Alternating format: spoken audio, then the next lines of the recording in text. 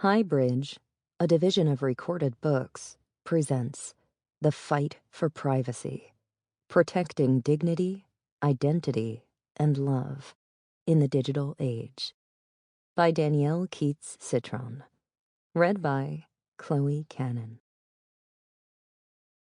Introduction: Intimacy in the 21st Century. Alex is a nurse in her late 20s. One morning, as always, Alex rose early, made coffee, and took a shower. She noted her blood sugar on her health band and checked her dating app. She messaged a friend to confirm dinner plans. As she made breakfast, she asked her home assistant to play her voicemails. What she heard stopped her in her tracks. A friend had left a message warning that Alex's ex had tweeted a video of her undressing in her bedroom. Alex searched her name online and found the video on several adult sites. When she checked her email, she saw messages from her mother's family in South Africa saying that her ex had sent them the video using what seemed like her email address. Until that moment, Alex had no idea that her intimate life was under surveillance. She did not know that her ex had hidden a nanny cam in her bedroom. She did not want anyone watching her or posting videos of her undressing online. She was the victim of privacy violations that undermined her autonomy, her dignity, and her willingness to trust others. In the 21st century, when we meet new people, many times even before we meet them, we Google them. Alex knew that new friends, colleagues, acquaintances, and even strangers inevitably would see her body before they met her in person. Even the people in her inner circle would see this video and have to look past it to connect with her as a whole person. And the privacy violation wouldn't just change how others saw Alex. It had already changed how she saw herself. She no longer felt safe or in control.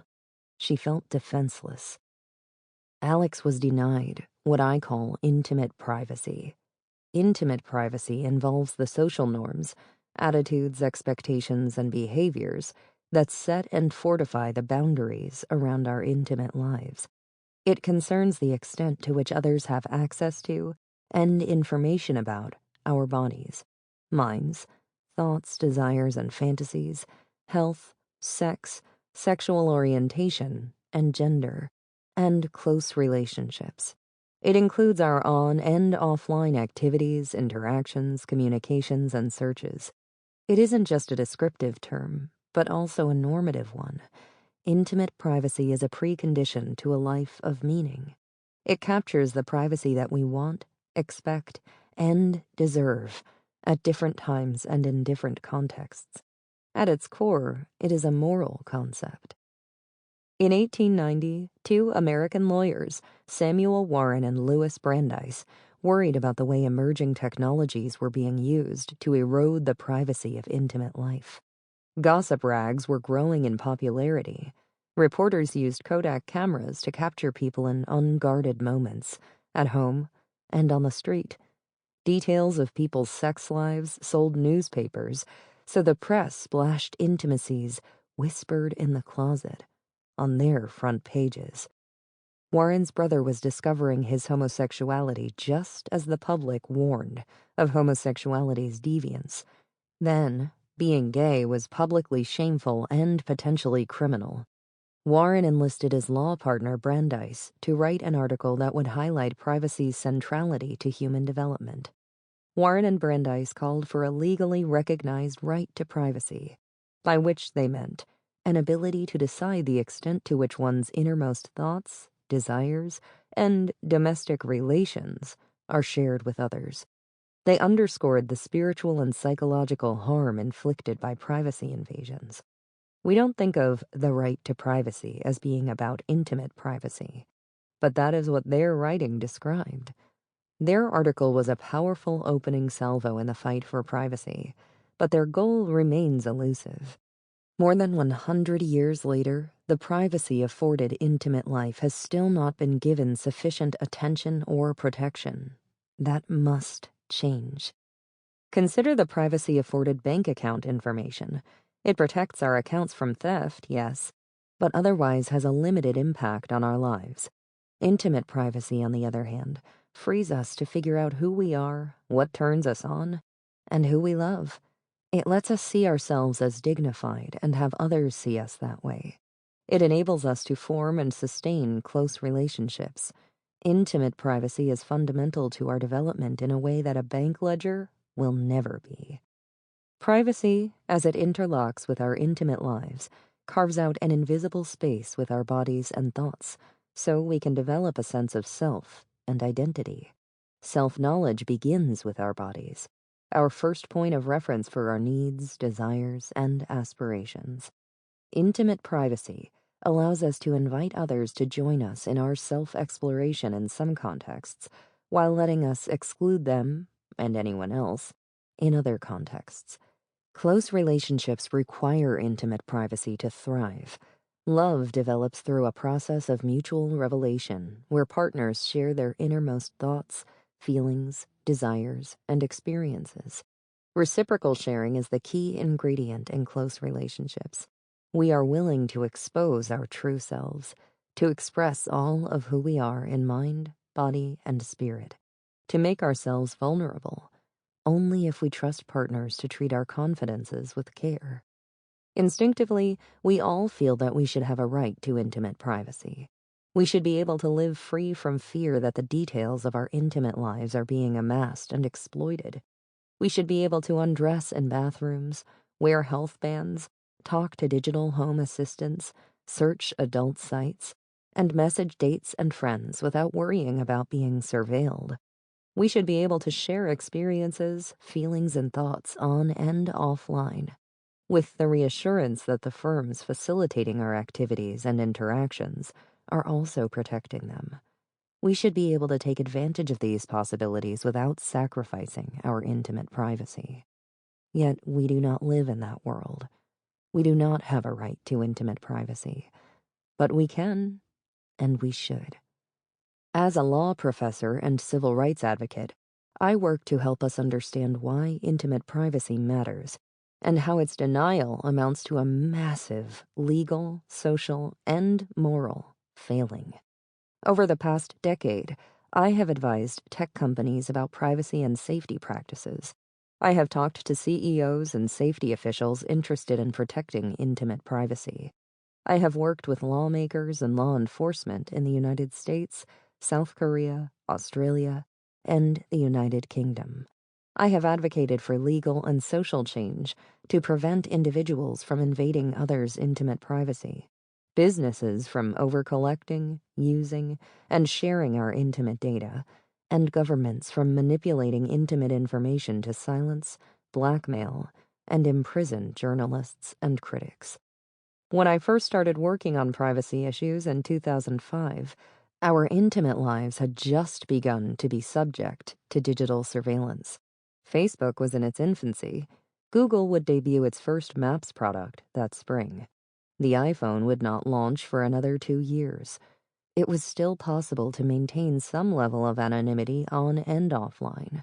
Companies soon realized that they could earn money from turning products and services into data collectors and purveyors. Firms began hoarding our personal data, and it happened so seamlessly that we hardly noticed. Although they touted their services as free, we paid for them with our personal data and our attention, rather than with our credit or debit cards. Tech companies assured us that data collection would make our lives better, that it would be fun and rewarding, and that it would not compromise the safety of our data. Trust us, they said. And we did. The details of our intimate lives are a valuable commodity in the age of informational capitalism, as privacy scholar Julie Cohen has aptly described modern data markets. For advertisers, marketers, and data brokers, information generated about our bodies, health, sex, gender, and sexual orientation is a veritable gold mine. Firms use this information to personalize their services, predict our behavior, and learn our vulnerabilities. They sell our data to eager buyers. Now that storage is cheap, the default is to collect everything because even the most prosaic information like whether we searched for hand cream or alcohol wipes. When combined with lots of other seemingly benign personal information, can provide a window into our intimate lives.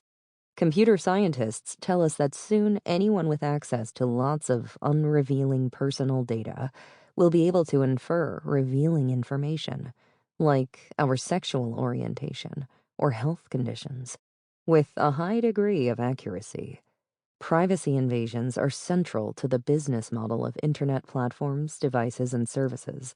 The more information they have about us, the more they have to sell to advertisers, data brokers, and governments, who can further exploit and control us. For website operators, intimate privacy violations like the videos of Alex mean more viewers, more ad revenue, and more data to mine. Thousands of sites peddle non-consensual porn, hidden camera footage, and deepfake sex videos.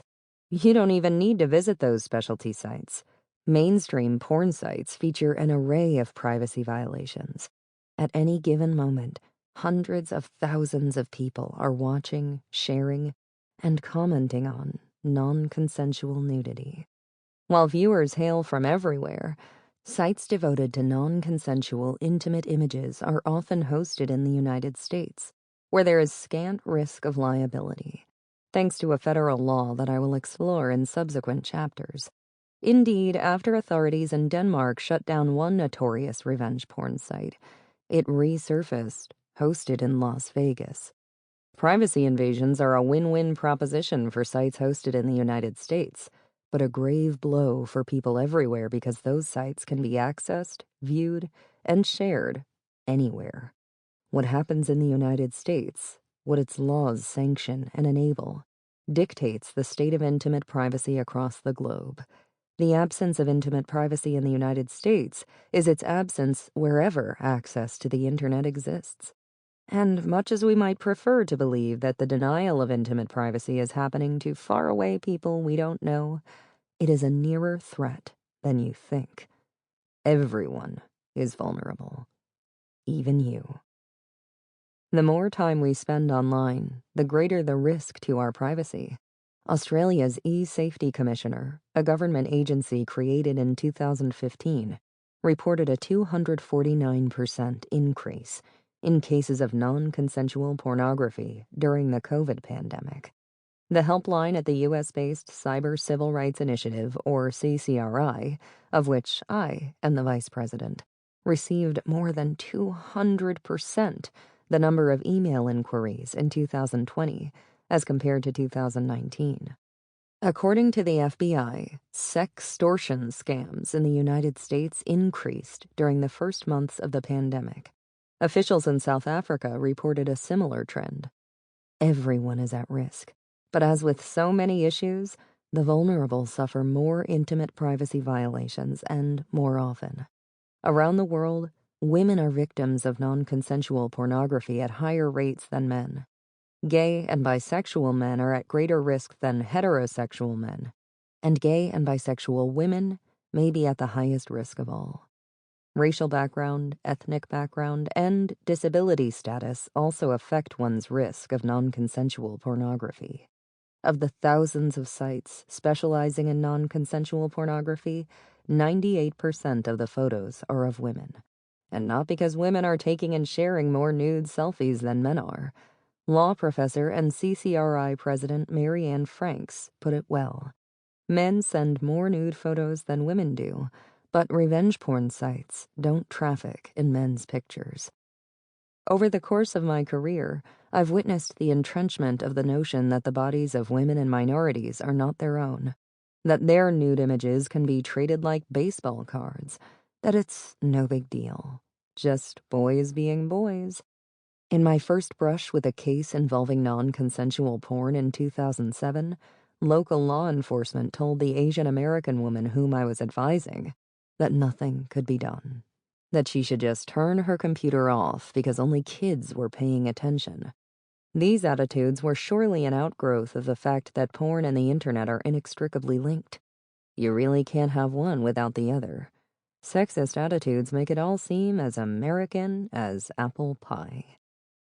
We're now facing the digital era equivalent of someone telling rape victims that their skirts were too short, or that nothing bad happened to them. In this era, however, instead of one victim, there are thousands. And instead of a few bystanders, there are hundreds of thousands of people consuming images of victims' bodies. It's happening with ease, because global communities of perpetrators, cheerleaders, and financial beneficiaries have embraced, spread, and evangelized frictionless, technology-enabled privacy violations, and because law enforcement isn't paying enough attention. That intimate privacy violations are so popular that there is no shortage of intimate images taken, stolen, or extorted, that site operators and posters treat it as harmless fun, and that victims are blamed. All of this has enormous expressive power. These facts tell people, especially women and marginalized communities, that they should neither expect nor do they deserve intimate privacy. Social attitudes, cultural practices, and law influence how we think about privacy, and how each influences the others. They destroy our hope for and expectation of privacy, and the willingness of the powerful to protect it. American policymakers view privacy through the lens of free markets, free speech, and consumer protection. Collections of personal data are understood as inherently valuable, rather than as sources of ultra-hazardous risk. Privacy violations are treated as disconnected problems or normal market practices, rather than as endemic societal challenges. Because we fail to recognize the practical and moral significance of privacy, it is easy for tech companies to design products and services without thinking about risks to vulnerable communities. U.S. companies offering services across the globe have been caught transgressing national or regional data protection regulations, for example, by failing to obtain people's explicit permission to collect personal information. Companies pay penalties and promise to right their practices. Whoops, we won't do it again. Although data protection laws are modestly stronger in territories outside the United States, such as the European Union, their enforcement isn't what it should be. We need a common language for how we think about the freedoms that intimate privacy enables, one that captures the crucial opportunities at stake and broadens the areas in which we expect and deserve to pursue those opportunities.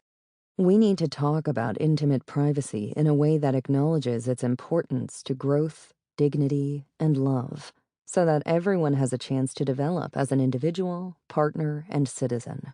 We also need a term that reflects the impact that intimate privacy violations have on women and marginalized groups. Luckily, in the United States, we have such a term: civil rights. Civil rights are legal rights whose protection are essential for human beings to flourish, enjoy respect, and feel that they belong. They are moral rights deserving priority. They can't be traded away or denied without a good reason. Giving notice in a privacy policy or advising people to stop taking intimate images is not a meaningful response. Civil rights are fundamental entitlements owed everyone. But they also require protection against discrimination, given the bigoted stereotypes and attitudes that vulnerable groups face. The civil rights approach to intimate privacy I'm offering builds on the human rights tradition, with its emphasis on dignity, self-development, and equality, but it also forges its own path. In the United States, civil rights laws require powerful entities with control over our important rights to act as the caretakers of those rights. We should build on that tradition in protecting intimate privacy. This would require legislatures and courts to flesh out the duties of site operators, private companies, and governments, just as they have clarified the duties of schools, employers, and public transportation providers to provide reasonable accommodations to disabled individuals. Those duties would entail far more than existing piecemeal and procedural protections. An American civil right to intimate privacy, if robustly protected, might have something to offer other countries as well. Whereas human rights instruments tend to focus on a state's obligations to individuals within its borders, U.S. civil rights laws constrain public and private power. They recognize the structural damage to equality wrought by intimate privacy violations and offer a pathway for comprehensive reform for individual perpetrators. As a lawyer and law professor, I recognize that the law is only a part of the solution. Market interventions are a critical second source of pressure. Tech companies need to design their products and services with a respect for privacy, rather than scrambling to repair damage that has been inflicted, often at considerable scale. At the same time, we must be wary of technical fixes. There is an app for that, is a response that tends to overpromise and underdeliver. Innovation often excludes women and minorities, including individuals who have been chased offline. The denial of intimate privacy is another way that society piles injustice on those most vulnerable to it, while rewarding the most powerful. This book exposes law's failure to protect intimate privacy in the United States and in other countries. But there is hope in this story. I have seen change from the ground up. Coalitions have formed that have built political will and support for reform. We can build on those successes while pressing for market solutions and global cooperation. Join me in the fight for intimate privacy. That work is already underway. Together, we can build a world where intimate privacy is respected and protected. 1. Spying Inc. Amazon Halo looks like a watch, but time isn't the point. The wearable health device has sensors that monitor your heart rate, oxygen level, and daily steps. It analyzes your body fat from your photos, and its microphones measure the tone, energy, and positivity of your voice. It is always on, enabling real-time analysis of your body. Wired magazine described the Halo as the best fitness band for feelings, because its voice tone tracker lets you know when you sound irritable.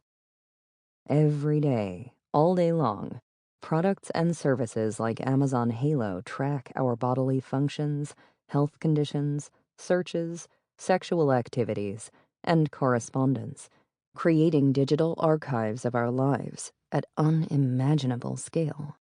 We've accepted the tracking because tech companies assure us that they are making our lives better. As is often the case, that sounds wonderful in theory, but what about in practice? Companies are maximizing the amount of personal data collected so that they can make money from it. Hence, my shorthand for the entire enterprise, Spying Inc. For most firms, privacy isn't a high priority because it isn't profitable. In the world of Spying Inc., intimate data is more valuable than one-time product purchases or regular subscription fees. It is so valuable that firms keep our intimate data long after we've trashed their devices or deleted their apps. Companies bury the details of their data collection efforts in privacy policies that no one has the time or inclination to decipher. Although firms and their investors understand the deal, we have no clue. Imagine if surgeons performed operations not only to heal us, but to gather information about our organs, so they could sell the information to life insurance companies. What if accountants gave us tax advice not only to help us deal with authorities, but to obtain our financial information to share with data brokers? Or if storage companies took an inventory of our belongings, not only to prevent theft, but also to sell that itemized list to advertisers? Doctors and accountants know a lot about intimate aspects of our lives, but apps tracking and recording our bodies, conversations, and love lives know far more.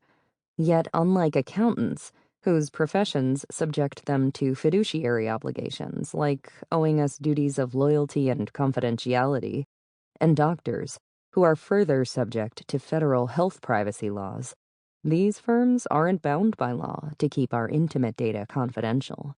They face few limits and even fewer responsibilities for handling our data.